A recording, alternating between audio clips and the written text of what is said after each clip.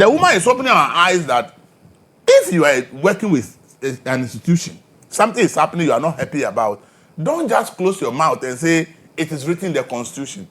Some time ago, slavery was written in constitution in country that it's illegal. It is very legal for people to buy human beings and sell.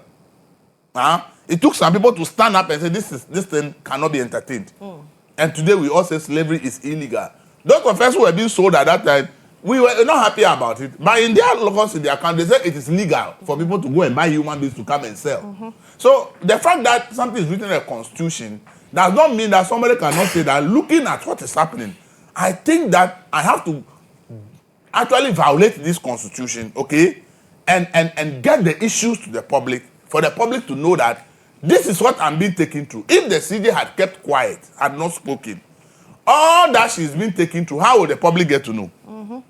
And whatever the outcome is, we will just say, oh, she was taken through a process. As to whether that process was fair to her, if she had not complained about the thing, how will the public get to know that the system is being used in a way that, even if you compare us to her own assessment, breaches every single rule of justice delivery? How will we get to know? I'm happy that she's putting it out there. And I know that there are a lot of people in the system and the government itself.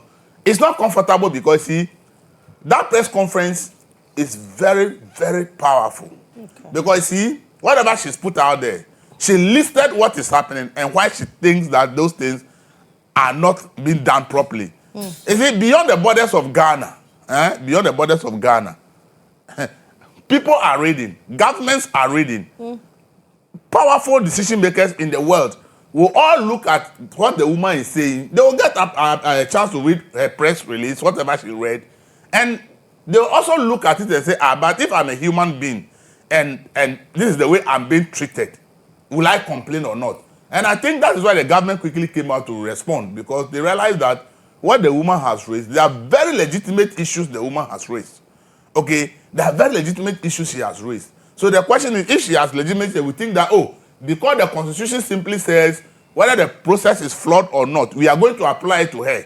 But after we remove her, then we will correct the issues that we think are flawed in the constitution, so that that's happening to a future chief justice. If this is the way we are going about things, then so for me, I think that when people stand up against systems, though naturally, majority of the people will not support you, okay? Because they will think that you are being a deviant. Why are you opposing this? Why do you think this is wrong? In the long run, you realize that that person's single decision will now inure to the benefit of the whole country, because whatever happens at the end of the day, even the justices that will be sitting on cases in future will be guided by some of the things that she has raised. So for me, I'm happy that she's brought the issues to the fore for every Ghanaian to know that this is the way I'm being treated. If somebody accuses me that Elvis is a thief, and I go to court, and the judge says, they say, I will not hear from the person who accuses Elvis. But the person who accuses Elvis, that he will call other people to come and testify. I'm a normal human, I'm not a judge, I'm not anything. But I ask myself, how will I look at judge who's taking that decision?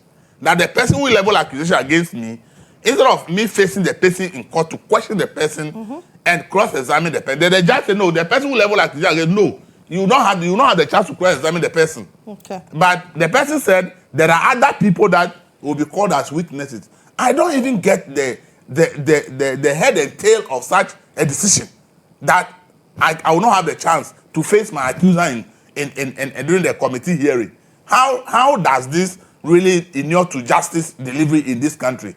How does it protect the woman's right? So as for me, people say she's breached the whole Article 1 force, they talk about that issue.